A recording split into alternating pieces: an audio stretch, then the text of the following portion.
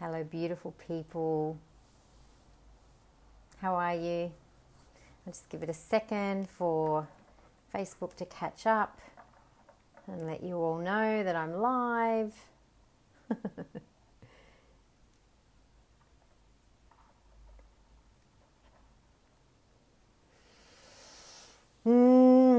Happy Monday.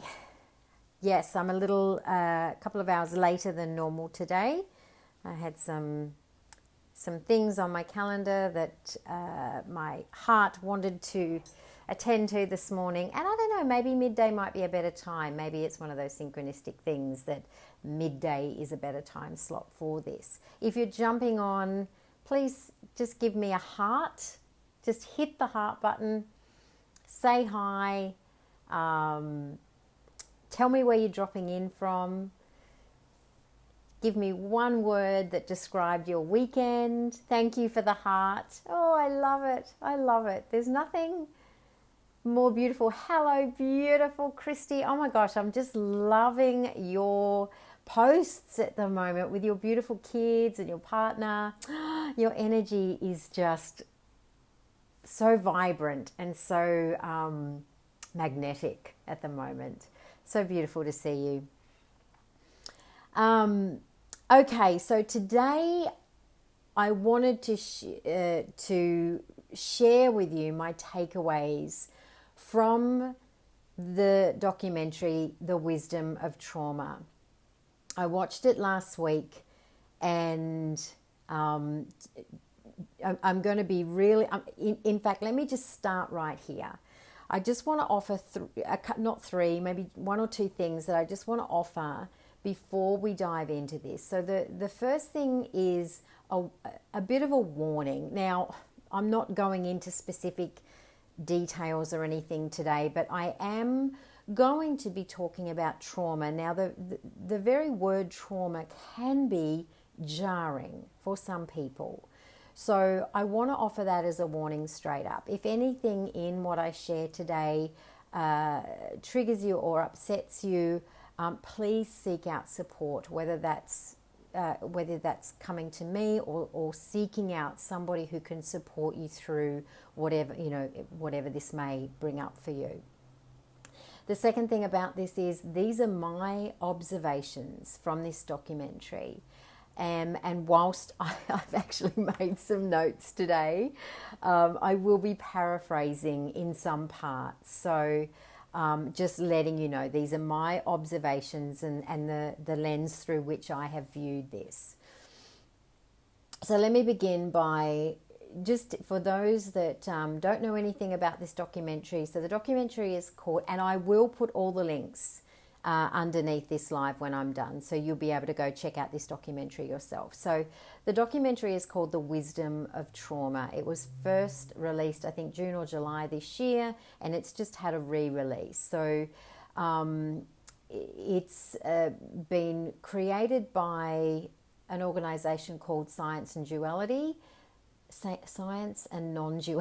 sorry. And hello, beautiful Sally.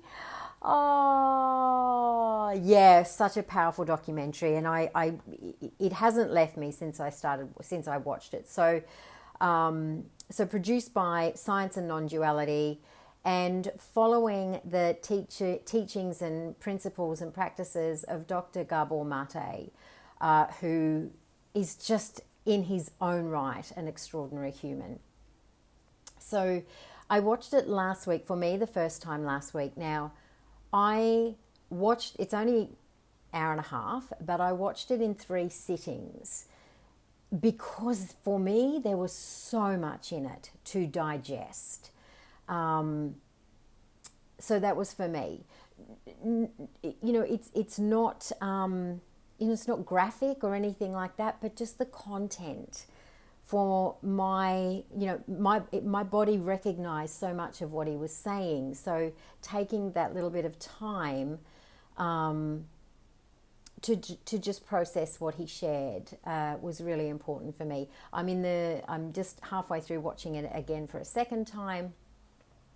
And so I wanted to share with you today some stuff that I took from it that just helping it, helping to expand and broaden my understanding and my awareness. And the more I can be open to that, the more I can grow and be a contribution on this planet. When we live in this fixed, closed mindset of it's always been this way, I think that's one of the most detrimental phrases to human evolution. This is the way it's always been. Such a detrimental phrase. If we can be open to even taking on one tiny, new piece of information around something that, that we think we might already have an opinion on, even that can create such ripples on this planet. So that's my intention for you today. So my intention is to share my biggest takeaways. Now, this is by no means a definitive observation of the documentary. There is so much in it. These are just the three-ish things that really impacted me from watching it. So they're not in any particular order because my notes are just all over the place. But I think I want to start with the word itself, trauma. Now, if you just Google definition of trauma, you will get some really, to me, not objective definitions, very subjective.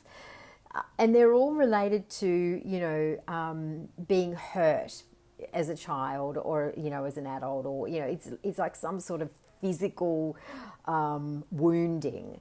Now, that's not what trauma is, from a psychological perspective.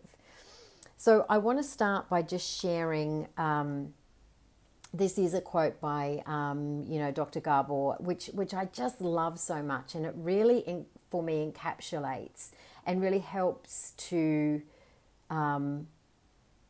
receive trauma as... to receive the understanding of trauma as something that we can, something to hold and embody versus something to reject, right? And pull away from. So he says this: trauma is a psychic wound that hardens you psychologically, that interferes with your ability to grow and develop. Straight up, I love that. Straight up, I love that. It's not something, it's not something that's to be ashamed of or, to keep hidden away. If we can use these beautiful teachings, it is in fact a way for us to grow and to learn from such traumas. It pains you, and now you're acting out of pain. It induces fear, and now you're acting out of fear. So that I love, again, so much, because when we experience something physically, mentally, emotionally, spiritually, that impacts us in some way, that wounding stays with us in the form of pain or a fear. They're not mutually exclusive, but they do often go together. And now you've got that, and it's like, you're carrying it within you. And now you're acting out of that pain, or now you're acting out of that fear. This, to me, really was the kicker when he says this. Trauma is not what happens to you. It's what happens inside you as a result of what happened to you. Oh, that to me is one of the most empowering definitions of trauma. And that's, there's so much in the documentary around that. So I'm going to read that again because it really is such a powerful embodiment of trauma. Trauma is not what happens to you, it's what happens inside you as a result of what happens or happened to you.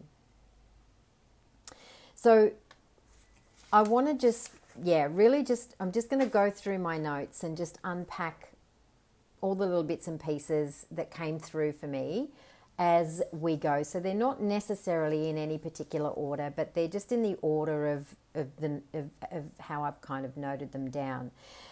Now, at the very beginning of the documentary, there's a really powerful scene where this really helped me to again, broaden my relationship and understanding of the word trauma, and how we are all in some way carrying a trauma or traumas. And this is one of the things that he goes really deeply on. Now, of course, initially we think of trauma being something, where someone has been abused or physically tortured or hurt or, raped, or in some way, some sort of physical violation. But so often, the trauma that creates our identities and the way we then interact with life are not always that way. Quite often, they are what we've made something mean. And I'll go a little more into that in a second. But there is a scene at the beginning of the movie where these questions are asked to a group of people, and I'm really mindful not to do any spoilers here so that you can get the full impact of it. But these were the questions. So there's a group of people standing in a circle, and these questions are asked. And for every one of these questions that this group of people are able to say yes to, they're invited to take a step into the circle. So just to set that for you. So the questions go like this. So if at any point in the first 18 years of your life, and again I'm paraphrasing, condensing this down, if you experienced any form of mild or excessive forms of this in the first 18 years of your life, please step forward. And the first thing is if you were yelled at, sworn at, humiliated, or put down. Now, I want you to consider that this isn't necessarily coming from within the family. This could have been coming from outside of the family. This could have been coming through school, social situations, right, as a kid in the first 18 years of your life. The second question is, did you experience mildly or excessively being pushed, slapped, or grabbed? Right? Again, think of this in a broader, for me, I'm going back through not only my own childhood, but I'm going back through myself as a parent, and I'm really stepping into full transparency. And if you guys have, any of you that have worked with me that are watching this, I'm very, very open with my parenting, partnering, and professional faux pas, French for mistakes. Because that's where I've had my greatest learnings, to be able to hold and step into that. So I know that I, as a parent, did this. I know that at some point, and I would be lying if I didn't say that this was the truth, that I, yelled at or swore at or humiliated or put down my children in some way, shape or form. Not intentionally, but I know that I will have done it unintentionally.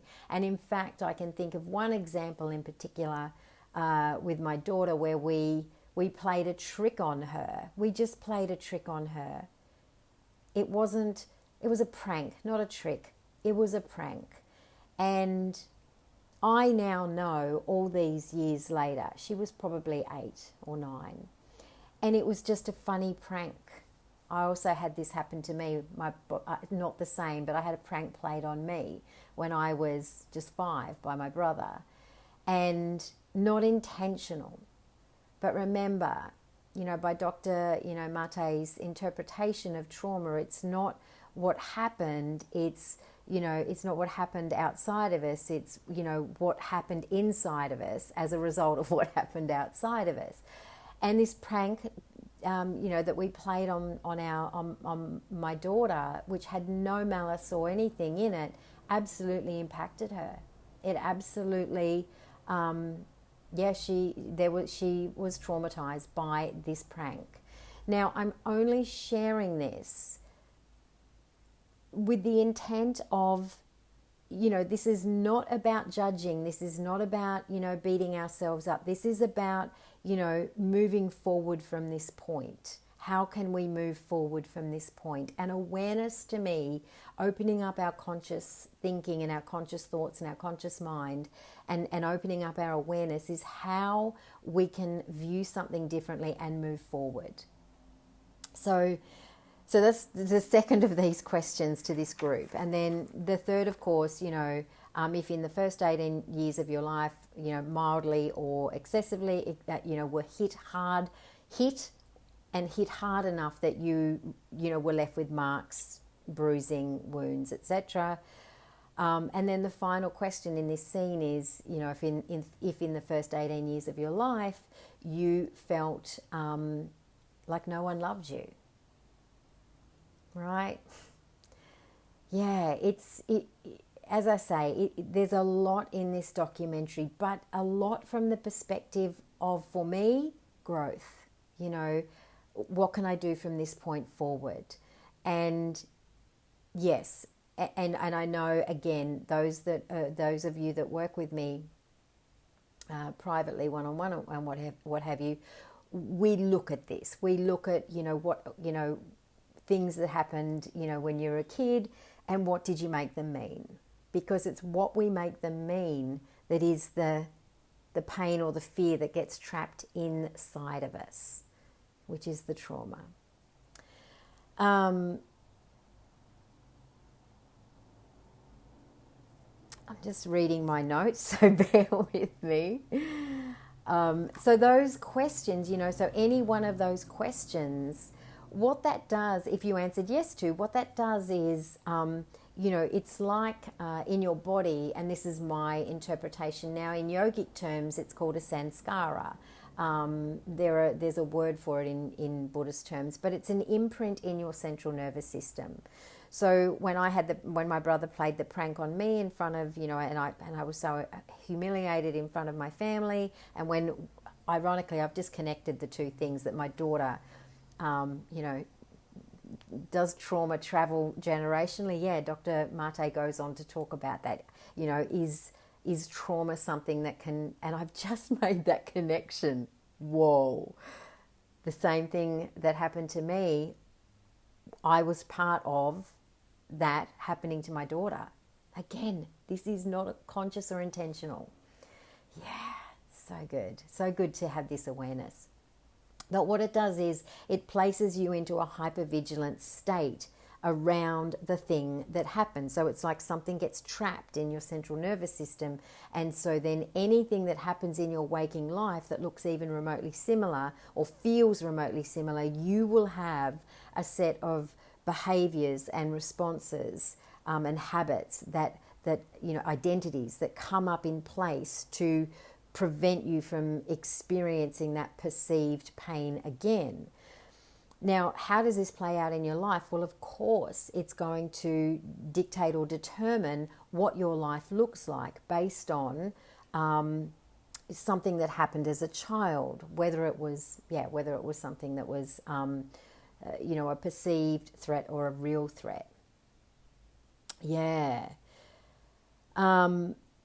This was the second thing that really, really impacted me as well. So this was something that he talks about, again, from the perspective of understanding trauma as not something that just happens to some of us, but something that happens in some way to all of us, because it is the way in which, as a humanity, is. It's just how we are, right? This is just how we are.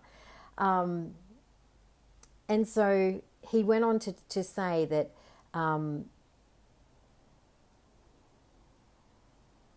I just want to get this right because I don't want to mess it up. As children, we're not traumatized by, yes. So here's the thing: as children, we're not traumatized by the hurt as much as we are traumatized by being alone, left alone with the hurt.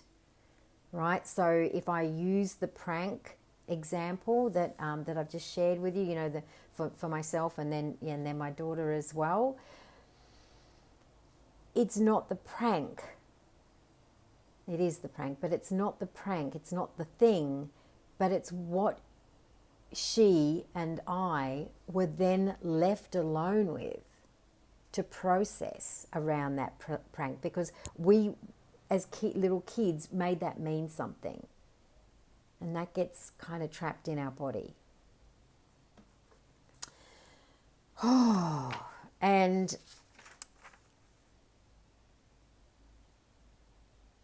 another thing that he said is trauma is a disconnection from self, right? So when something happens and we make it mean something, and we shut down from that experience, it's a disconnection from self. So we disconnect from the part of us that we trust, and then we no longer trust it. We no longer trust ourselves anymore. So therefore, we start to be guided, influenced, impacted by the world outside of us, which which we all know people that, like for example, I'm sure everyone can think of a child that ran with the wrong crowd or went off the rails. Maybe it was you, right? I'm definitely the black sheep of my family. Why is that? Because something has happened, potentially, more likely than potentially, that had that child not trust themselves, right? Because of the disconnect from self that whatever the trauma was inflicted. And I think the biggest thing that I want to share with you from this is the understanding of what trauma is and isn't. You know, it's more than just the physical. It is just as much the mental, the emotional. In fact, it's just as much that. In the documentary, there are people living on the street that came from great homes.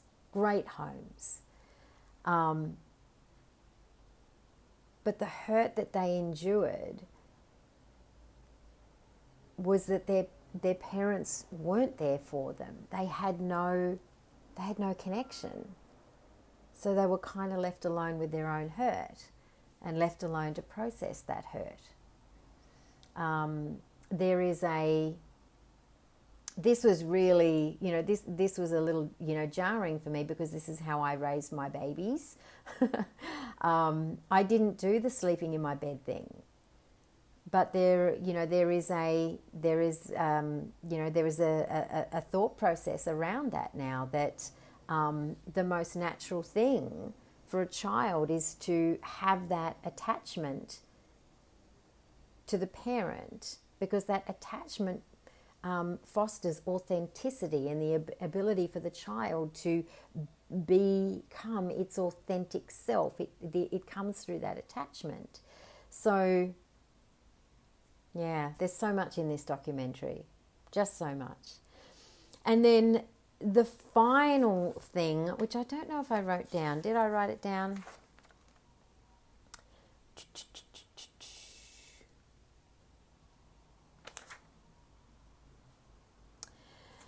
I don't think I did write it down, but it's essentially this. And here it is. I did write it down. So bringing it all into this, how do we go forward from this? One of the simplest steps to move forward is to change the way we view our fellow humans. Now, humanity is steeped in living in right and wrong. This is right, this is wrong. And that just kind of flows on to how we see humans. If you're walking down the street, you would probably, if you're not paying attention, unless you're, really consciously focusing on this, you are probably walking down the street going, good person, bad person, good person, bad person, good person, bad person, good person, right? We're judging our way, through life. I like this person, I don't like this person, good, whatever, right? So we're constantly dissecting people. And, Dr. Gabor speaks to how we will be able to utilize the wisdom of trauma to shift this, is to move from what's wrong with people to what happened to people. That in itself has such a sense of profoundness.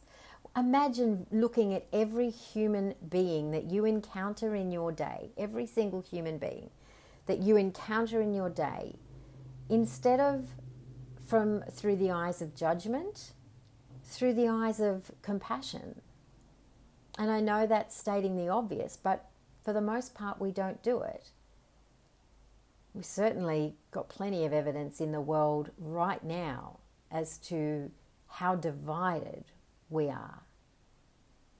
And we do impart, what's wrong with them? What the hell's wrong with them? Why would they be like that? Why would you do that? Why would you think that? Why would you say that? Instead of viewing them through the lens of, gee, I wonder what happened to them in their life.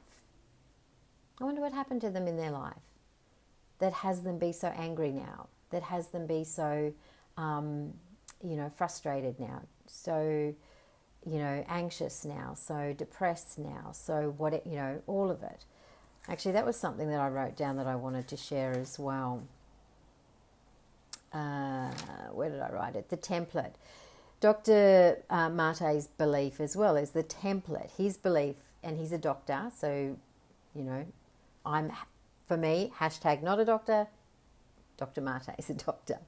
But he says the template for all mental illness, addictions, and medical afflictions is trauma. It's the basis. It's the starting point. It's the nucleus. Yeah. And when we think about it like that, if you think about somebody who's really dealing with, and I can speak about, my son, a couple of years ago now, and this without going into too much detail, had a really dark year of really, really deep depression. That got to, the darkest point where he didn't want to be here. And I think about it now through these, through this lens of viewing trauma, and really seeking. I realize, and again, I'm unpacking this as I speak to you, so thank you for allowing me to do that. But I did get to a place with him where I was able to seek to understand what he was experiencing without having him feel like there was anything wrong with him. That really allowed him to, to certainly shifted our relationship significantly, to the point this morning we were on this waiting for our coffee together, and he just reaches in and gives me this giant bear hug, which is just so beautiful, and I'm letting go and he's still hugging. He's such a a beautiful human. But I do think about that, and I think about viewing people in pain not through what's wrong with them, but what happened to them. What happened to them? You know, yeah. I think I'm going to leave it there, guys. There's a lot. There is an awful lot in this documentary, and what it did for me watching it is really validated the work I do with people, and an enormous encouragement to keep going, to support people the way in which I do support people, which is to seek to understand, and to help them to see themselves through the lens of what happened to me and not what's wrong with me. Yeah. I normally do a card reading, things like that. If anyone has any questions, please drop them in the comments. I will, if you want to jump the gun, it's all the W's, thewisdomoftrauma.com. If you want to view it or watch it for yourself, I highly recommend it. As I said, I'm on my second time through. It's so expansive. It's so expansive, and if you feel any of, if anything that I've shared with you has resonated with you in any way, shape or form, and you just want to have a chat about it, no obligations, hit me up. I'm happy to have a cup of tea or coffee, depending what time of the day it is, and just have a Zoom chat with you if you want to explore this more together. So, yeah. You know what? I am going to pull a card, and I'm going to pull a card because it just called to me in the moment then. This is from the Aboriginal. Normally I draw a card from the Divine Feminine, but I'm just really guided this morning to draw from the Aboriginal Spirit Oracle by Mel Brown. So you can find her and search her up. And just pull a message for us for the week. Something that, and you know what, if this resonates, a card just jumped straight out, so I'm just going to go with that. If it resonates, go with it. And if it doesn't resonate, leave it, right? We don't need to go, we don't need to pick something up that's not ours. Tune in. Does this resonate? Yeah, it does a little bit, and if not, don't worry about it. So the card that has jumped out is the Saboteur card. I love these cards. The artwork is so stunning. So Saboteur. Now, I'm going to read you a little bit about this, because what I love about these cards is she gives an explanation of what her definition of the word is, but then she gives an explanation of the card itself. So she also doesn't pack any punches. doesn't pull, not pack. She doesn't pull any punches, which I love as well. So these cards are not, if they're not fluffy and massagey.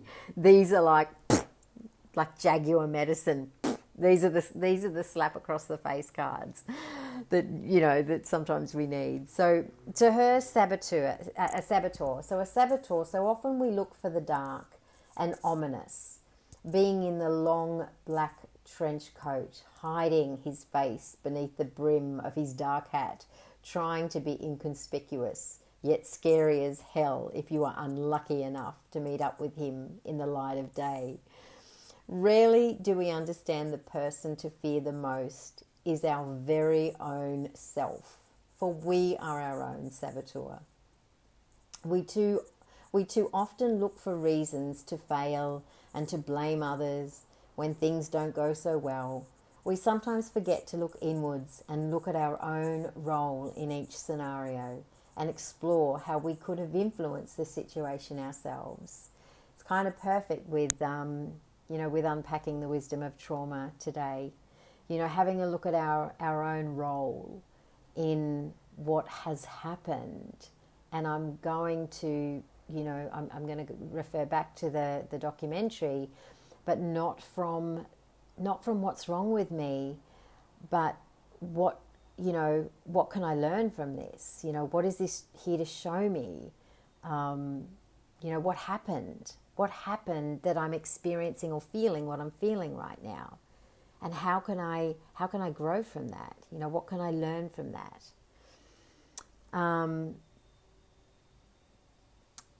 So I did say she doesn't pull any punches. So this is her explanation of the card. Stop. The first word is just in big capital letters. Stop. Stop blaming others. Stop feeling sorry for yourself. Stop waiting for the next bad thing to happen. I'm laughing because I think this is, I needed to hear this today as well. You are manifesting negative events into your life simply because that is what you expect to happen. Who does that? Who goes, oh, everything's really going great. Oh, something bad's going to happen. Always does, right? Things don't stay good forever. The truth is they don't. It's the law of impermanence. We're not apple trees that make apples 24/7. If you've ever heard my apple tree analogy. The power of suggestion is so powerful. You need to now turn the tides and begin to believe in the power of positive thoughts and actions. Your life will do such a quick turnaround, you'll be hard-pressed to remember the stress you are feeling at the moment. Right now, think of something good that has happened to you in the past few days. And tomorrow, do the same thing. And the day after, that too. Think happy and positive thoughts, as this is exactly what you will manifest in your life. Which I love. I mean, that is just, it's a beautiful message to be reminded of. Because it's the truth, right? And whilst I am an advocate of aligned action as well, and whilst I'm also an advocate of feeling your feelings, there are no right or wrong feelings, allowing everything to come through that needs to come through. Once we've felt them, Carol Kane's on with me. Yes, Carol, if you're on, you will know I love to talk about Shitsville. If Shitsville was a town that, was on our path, we're all going to pass through it, right? We're all going to pass through Shitsville.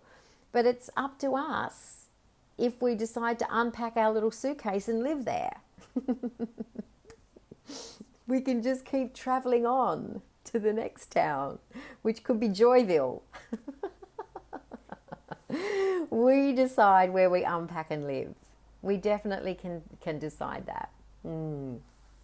Amazing. Shall we finish with 3 intentional breaths? I do love to do my intentional breaths. So let's just do that today. So if you haven't done 3 intentional breaths with me before, it's as simple as breathing in and out 3 times. The first breath is just to sink from here to here. And you can do that in one breath. It doesn't have to be...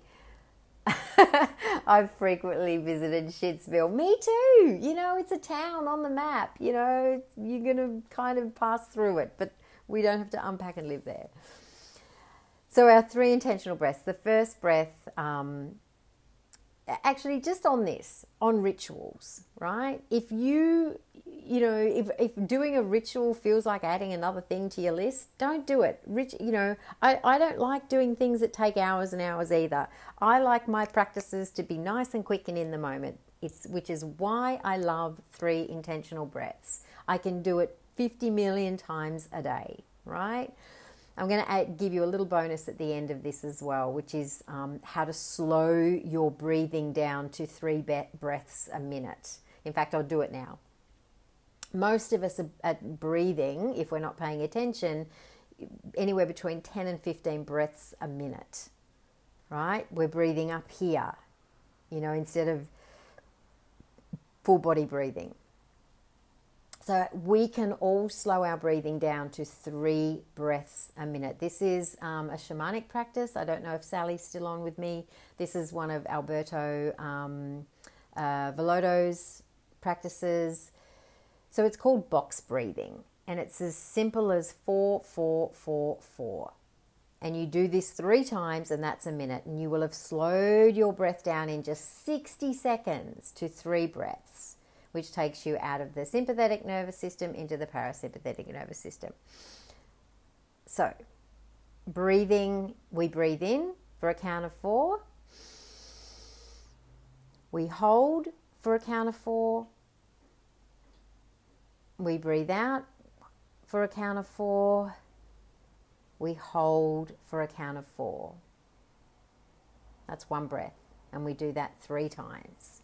So we breathe in together, breathe in, 2, 3, 4, hold at the top, 2, 3, 4, breathe out, 2, 3, 4, hold it at the bottom, fully empty, 2, 3, 4, and then repeat it again 3 times. Yes. In 60 seconds, you can slow your breathing down. You can bring yourself out of fight and flight into rest and digest, from the sympathetic to the parasympathetic. Amazing. So 3 intentional breaths is just, the first breath is we breathe in and breathe out. We drop from here to here, whatever that feels like for you. The second intentional breath is to tune in to your heart space, your internal light, her, your inner guidance. And just ask her, what do we know? What do I know? What do I know? And just tune into what you know. What that does is it's moving us away from the external noise to coming back to what we know in our bodies. Our truth, what is true for us, which is not true for anyone else, it's just true for us. So we're just reminding ourselves, what do I know? Or you can ask any question. You could ask something like, show me more love in my body, something like that. You can ask whatever question you want, but ask it within. And the third intentional breath is just a breath of gratitude. It's just giving thanks for what you may have received, the vision, the words, the message that you may have received from within. It may be giving thanks to something that's happened outside of you. It may be, I usually just get all these little visions, all these faces, situations, and as I breathe out for that third intentional breath, I literally am just going, as I see them pop up, I go, thank you, thank you, thank you, thank you, thank you, thank you, thank you. And it's just giving thanks, right? 3 intentional breaths. So let's do it together now. So our first intentional breath, join me as we breathe in, and all we're doing is syncing, whatever that, imagine what that is for you from here to here. So breathing in and breathing out. And as we breathe out, we're sinking, sinking, sinking, sinking, sinking from our head down into our heart space. Deep, deep, deep, deep, deep, deep down. Like melting, melting, melting, softening, like candle wax sliding down the side of a candle. Feel yourself melting into your own heart space. Floating down, like floating down through clouds. Floating down in the water. Whatever feels good for you. And as you feel yourself arriving in the center of your heart space, we will take that second intentional breath, breathing in and breathing out. And as we breathe out, we ask ourselves, what do we know? What do we know? What do we already know?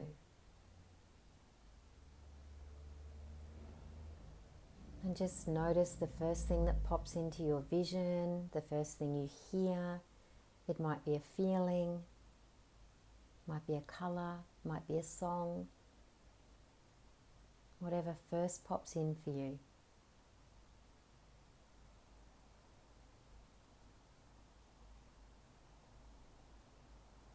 Just allowing that inner wisdom to speak to you, your inner guidance.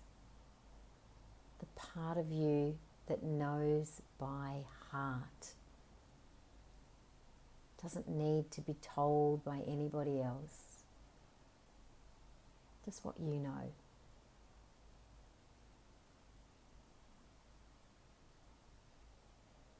And with that third intentional breath, we're going to offer thanks and gratitude to whatever and wherever feels aligned for us. Breathing in and breathing out. Thank you, thank you, thank you, thank you, thank you, thank you, thank you. And when you're ready, just opening your eyes and joining me back here. Amazing. All right, beautiful humans. Yes, if you want to check out The Wisdom of Trauma, just so much in there.